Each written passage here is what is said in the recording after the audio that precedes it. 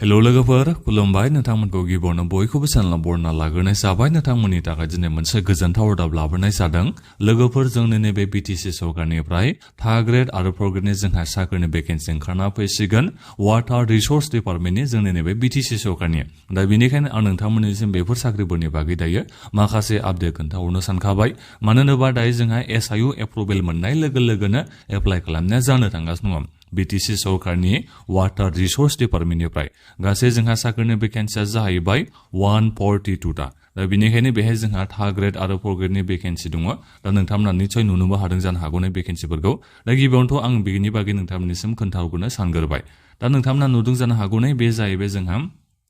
SIU नि एप्रुभेलनि थाखाय बेखौ माने दायो माबाखौ हरनाय जाबाय आरो सरकारनिसिम फाथायहरनाय जाबाय मानो होनोबा SIU मोनाबाथ' नोंथांमोना मिथिखागौ साख्रिखौ होनो हाया जोंनि नैबे BTC सरकाराबो आसाम सरकारनिफ्राय माने SIU खौ एप्रुभेल मोननो नांगौ दा जोंहा बे माबाया जाहैबाय डेटआ जाहैबाय नैबे जुलाइनि 20 थारिखनि बियो दा नोंथांमोना नुदों जानो हागौ नैबे साबजेक्टखौ फरायना नायबानो जाबाय नोंथांमोना submission of prior approval of SIU for filling up of grade 3 and grade 4 sanction vacant post नैबे वाटार रिसोर्स डिपार्टमेन्टनि थाखाय जोंहा जा थार्ड ग्रेड आरो फर्थ ग्रेडनि सेंक्शन भेकेन्ट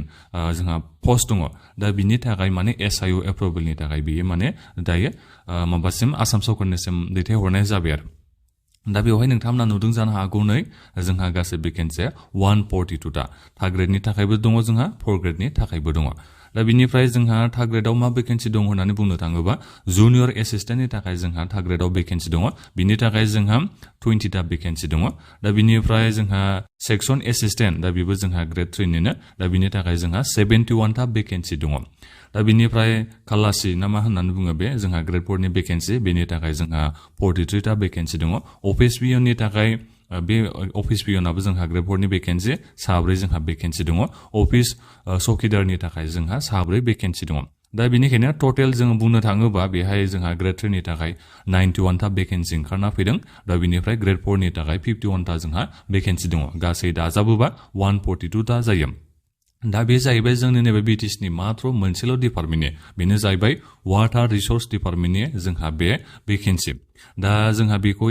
SIU एप्रुभेल मोननाय लोगो लोगोनो CSB नि थ्रुयै दा बिनि जोंहा रिक्रुटमेन्ट प्रसेसा जासिगोन दा नोंथांमोना नुदों जानो हागौ नै सिगाङाव बेहाय गोजौ लिरनायखौबो नोंथांमोना नायबानो जाबाय सिगाङाव जा SIU नि एप्रुभेल मोनखानाय भेकेन्सिफोर दङ दा बेयो बेहाय इनक्लुड गैया जाहैबाय दा बेनिखायनो नोजोर बोयोबा सिगाङाव जा जोंहा थार्ड ग्रेड आरो फर्थ ग्रेडनि रिक्रुटमेन्ट प्रसेसा जादोंमोन जायनि रिक्रुटमेन्ट प्रसेसा जोंहा आद्रा थानानै दङ दा बेयो बेहाय इनक्लुड गैया नोंथांमोना बेखौ फरायना नायबानो जाबाय नट इनक्लुडेड पस्ट अलरेडि एप्रुभ बाय SIU माने जा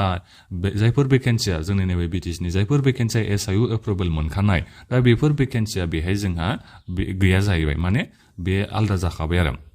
नाथायबा बाथ्राया बिसो माब्ला जोंनि बे रिक्रुटमेन्ट प्रसेसा आद्रा थानाया जाफिनगोन सिगाङाव जा थार्ड ग्रेडनि थाखाय जों गोबां लाइमोनफ्रानो थार्ड ग्रेडनि फर्थ ग्रेडनि थाखाय जोङो रिटेन एग्जाम होनानै दोनदोंमोन ग्रेड 4 नि थाखाय जों इन्टारभिउ होनानै दोनदोंमोन दा बेफोर रिक्रुटमेन्ट प्रसेसखौ माब्लाथो रेजिस्टार खालामफिनगोन दा बेसो जोंहा गिदिर मोनसे कुइसना दा बिनिफ्राय दा बेखौथ' SIU नि थाखाय दैथायहरनाय जाबाय खोमा आसाम सरकारनिसिम दा बे लेटाराव होनाय बायदिबा SIU एप्रुभेल मोननायनि उनावनो माने CSB नि थ्रुयै नैबे वाटार रिसोर्स डिपार्टमेन्टनि जाखिनि 142 दा भेकेन्सि दायो लांदां जाना दङ दा बेखौ माने बिथांमोना खालामसिगोन खोमा CSB नि थ्रुयै एसे उनावनो दा बेनिखायनो एप्लाइ खालामनायाथ' एसे उनावनो जाखासिगोन बेखौथ' जोङो हमनो हाखाबायानोसै बेबायदि नोजोर बोयोबाथ' जेनेबा बे BTC नि वाटार रिसोर्स डिपार्टमेन्टआवनो जुदि 142 टा भेकेन्सि लांदां जानानै दङबा जोंनि नैबे एडुकेसन डिपार्टमेन्टआवबोथ' जों मिथिना मोनखाबाय जोंनि BTC नि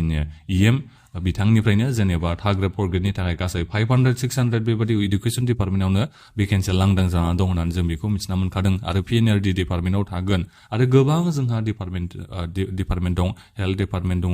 गोबां जोंहा डिपार्टमेन्ट दङ गासै जोंहा 40 टासो बेबायदि डिपार्टमेन्ट दङ जेराव जोंहा भेकेन्सिया लांदां जानानै दंजोबो दा बेनिखायनो भेकेन्सिया बेहाय सानना नायोबा 1000 निबो बारा फैनांगोन होननानै बेखौ बुंनो नांगोन आरो थार्ड ग्रेड आरो फर्थ ग्रेडनि बेखौ मोननैखौबो दाजाबनानै सिगाङाव जा भेकेन्सि ओंखारना फैदोंमोन दा बेवहायबो 1000 नि बारायामोन खोमा 1000 नि बारायानोमोन जोंहा थार्ड ग्रेड आरो फर्थनिखौ लानानै जायनि जोंहा रिक्रुटमेन्ट प्रसेसा नाथायबा दिनैसिमबो रिस्टार्ट जाफिननाय जायाखै बे जोबोद मोनसे दुखुनांथाव बाथ्रा होननानै बेखौ बुंनो नांगोन लाइमोनफोरनि खस्थ' खालामनायनि फिथाइखौ दासिमबो माने लाइमोनफ्रा मोननो हायाखै आरो सरकारा बिनि बागै दिनैसिमबो जेबो माबा होआखै मानो होनोबा इन्टारभिउआनो जायाखै बिनि थाखाय रिटेन एग्जामनि रिजाल्टखौल' होदों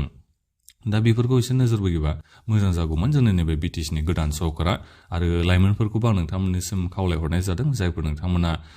थार्ड ग्रेडनि थाखाय रिटेन एग्जाम होनानै दोन्दोंमोन 4 ग्रेडनि थाखाय इन्टारभिउ होनानै दोन्दोंमोन